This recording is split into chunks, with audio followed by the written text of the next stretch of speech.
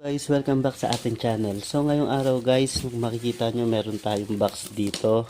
Kasi umorder kami ng asawa ko sa Shopee ng MIG welding machine.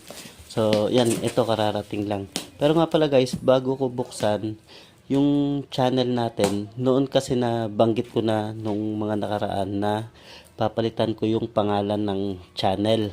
So hindi na Geps Rabbitry at hindi na rin Nognog Itik, kundi Geps Channel 83.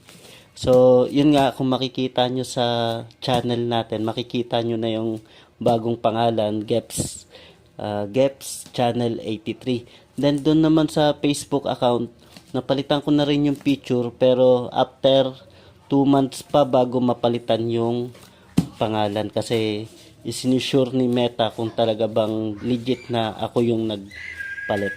So, ito guys yung box na to. Samahan ninyo ako na buksan. Makita natin kung legit ba yung laman.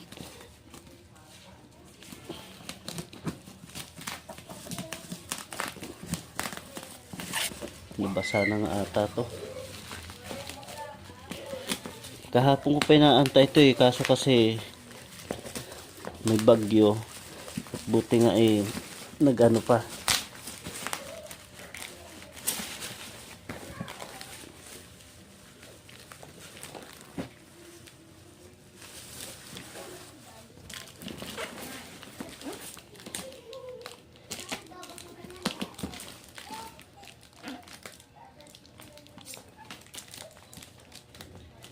Buti nga naihatid pa kasi medyo pabugso-bugso rin yung ulan ngayon.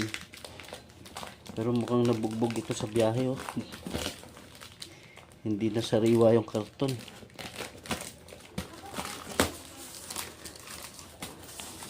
Yan. So MIG ito guys. Ayan, kumpleto na, meron na siyang pang MIG welding.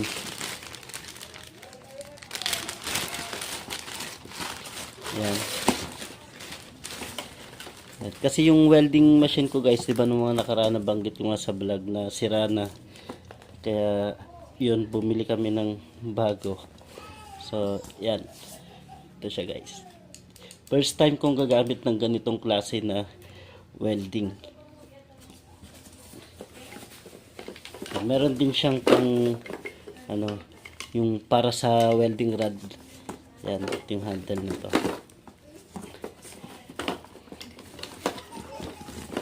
Yan. Then ito yung ground. Ito yung ground niya guys. Yan. Yung brush para pagka sa welding. Yan, ito yung pang tik-tik. Gaganyan mo tsaka mo babrush.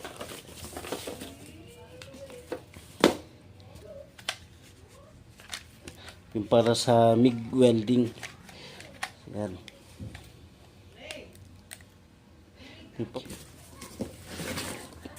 Ito yung mask niya. Yan, ina-assemble lang ito.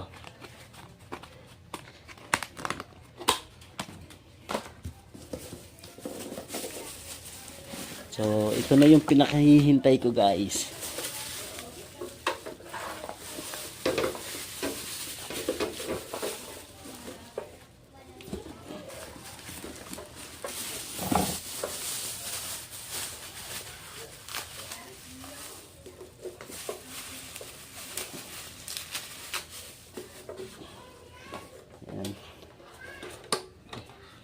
Tcharan!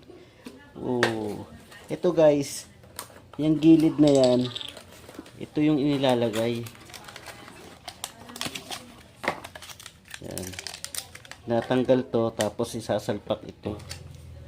Tapos ipapasok yan dito.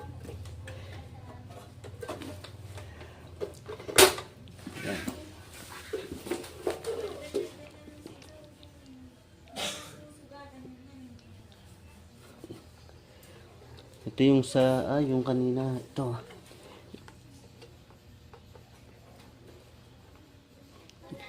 Ayan.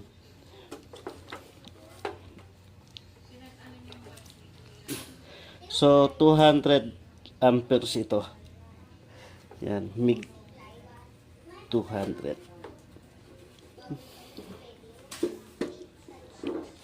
So syempre, kailangan ko muna subukan kung gumagana ba ito, di ba? So yan guys, ano ko na, prepare ko na, tapos i-on ko na lang. Yan.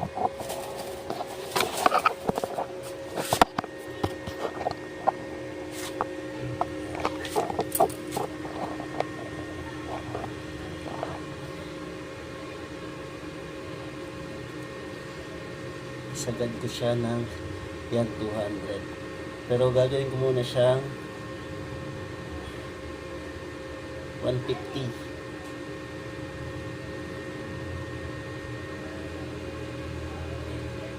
Yan. 150. Tapos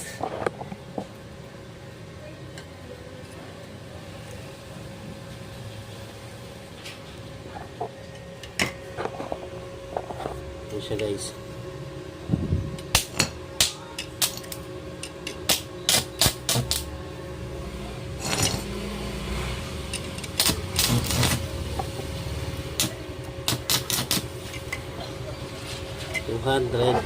Yan, sinagad ko na ng 200 guys. Tapos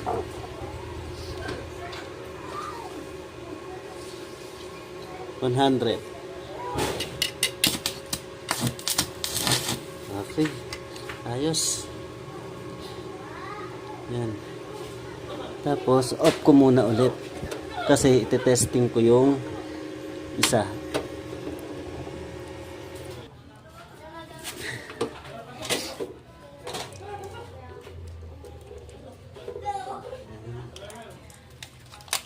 First time kong gagamit nito guys. Tapos first time ko rin magkakabit. Baliktara naman siguro to.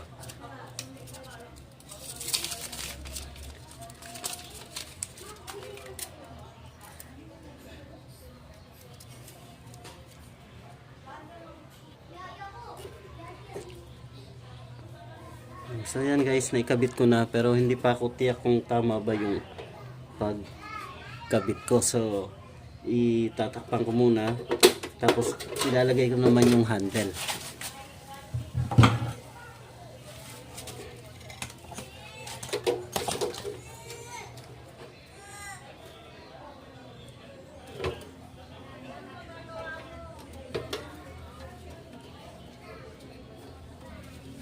Yan. Tapos i-on ko na guys.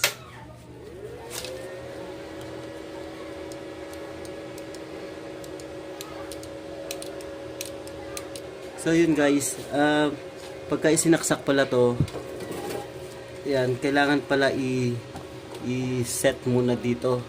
Yan, tapos yan, i-set muna dito, tapos ito yung voltahe nyo, kung ilang amperes yung gagamitin mo, tapos ito ipipress ito. Pagka pinress ito, mararamdaman naman may umiikot, may lalabas dyan mamaya maya.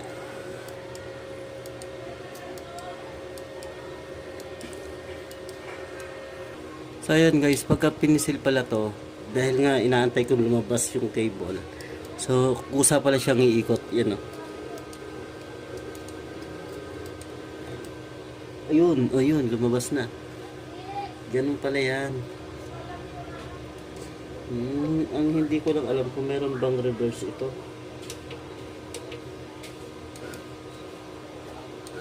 So tuloy-tuloy siya guys. Yan, pagka naka siya, yun lang sa ordinary na welding, kahit pindutin to, hindi aabante. So yan, so ang gagawin na lang, ite-testing ko na lang siya. So yan guys, ite-testing ko na.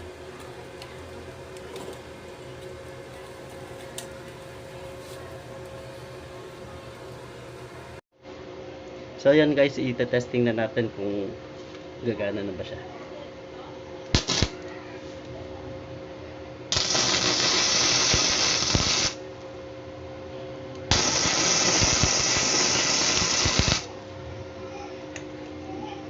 So yun guys, okay yung na-order namin sa Shopee na welding machine.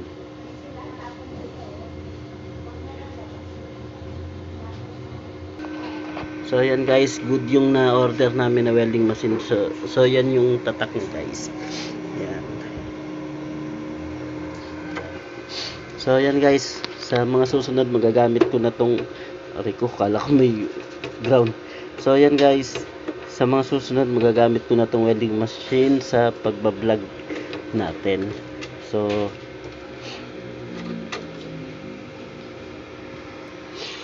yun guys, hanggang dito na lang yung vlog natin. Maraming salamat sa panonood. Paki-subscribe naman yung channel natin. Then huwag niyo kalimutan guys, yung Geps Channel 83 na yung pangalan ng channel natin. So maraming salamat ulit guys. Bye bye po. Ingat kayo lagi.